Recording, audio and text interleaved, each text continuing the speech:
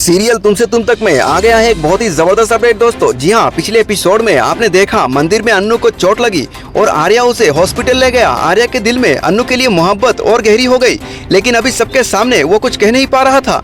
अगली सुबह ऑफिस के केबिन में मीरा और जिंदे बैठे थे। मीरा के चेहरे पर एक चालाकी हुई मुस्कान थी।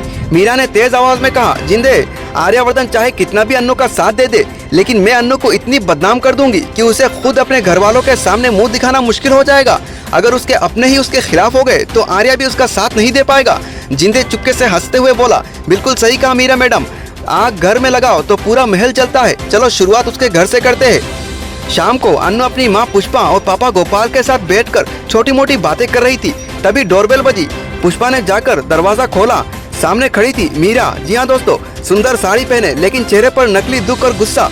पुष्पा हैरान रह गई। अरे मीरा मैडम, आप आर्या सर के सेक्रेटरी है ना, आप यहाँ?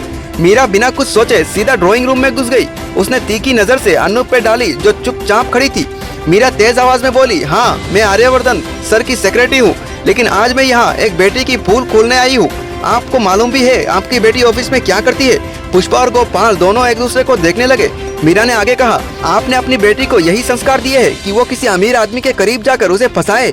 अन्नू आर्यवर्धन सर के पीछे हाथ धोकर पड़ी है, हर जगह उसके साथ दिखाई देती है, ऑफिस में उसका पीछा करती है, और आप माँ बाप बनकर चुप है। पुष्पा के चेहरे का रंग उड़ गया। उसने शौक में अन्नू को देखा। अन्नू, ये सब क्या कह रही है? ये सच है? अन्नू रोती हुई बोली, नहीं माँ, आप मेरी बात सुनो, मैं ऐसा कुछ भी नहीं करती। मैं आर्या सर की इज्जत करती हूँ, पर वो सिर्फ मेरे बॉस है। ये सब मीरा की चाल है। मीरा बीच में बोली, आंटी जी, आपको लगता है मैं झूठ बोल रही हूँ? सारे इन्वेस्टर ने देखा अन्नू को आर्या सर के साथ। आपको लगता है दुनिया झूठ बोल रही है? आपकी बेटी ही सच है। पुष्पा का दिमाग घूम गया। उसके दिल में एक बड़ा तूफान था। एक तरफ माँ का प्यार और विश्वास, दूसरी तरफ दुनिया की बातें और मीरा की किटी मीठी बातें। पुष्पा चिल्लाकर बोली, बस अन्नू, बहुत हो गया। मैं तुम्हें समझ रही थी कि तुम सिर्फ अपने काम पे ध्यान दे रही हो, लेकिन ये सब तुमने हमें दुनिया के सामने झुका दिया। क्या इसी दिन के लिए पाला था तुम्हें? अन्नू रोने लगी। उसकी आंखों में आंसू बहने लगे। उसने माँ के पैर पकड़ लिया और कहा, माँ मेरी बात पर विश्वास करो, मैं गलत नहीं हूँ, आप मुझे समझो। लेकिन पुष्पा पैर खींच लेती है। मीरा दिल ही दिल में खुश थी दोस्तों। उसके चेहरे पर एक जीत की मुस्कान थी। उसने अन्नू की आंसुओं को देखा और मन में सोचा, यही तो चाहती थी मैं। अब आर्यवर्धन तुम्हारी जिंदगी से दूर होगा और अन्नू तुम अपने घर में भी अकेली पड़ जाओगी। फिर वो नकली सिंपैथी दिखाती है और बोलती है, आंटी जी, मैं तो बस आपको सच बताने आई थी। अब आप जाने, आपकी बेटी जाने, मैं चलती हूँ। और मीरा अपनी कार में बैठकर निकल गई।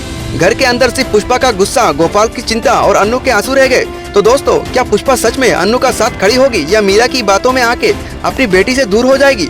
और जब आर्या को यह बात पता चलेगी कि मीरा ने अन्नू के घर में हंगामा किया, तब आर्या का गुस्सा किस पे बरसेगा? तो दोस्तों, जानने के लिए जुड़े रहिए हमसे, क्योंकि सीरियल तुमसे तुम तक के हर एक अपडेट सबसे पहले आपको हमारे चैनल पे मिलेंगे दोस्तों। नमस्कार।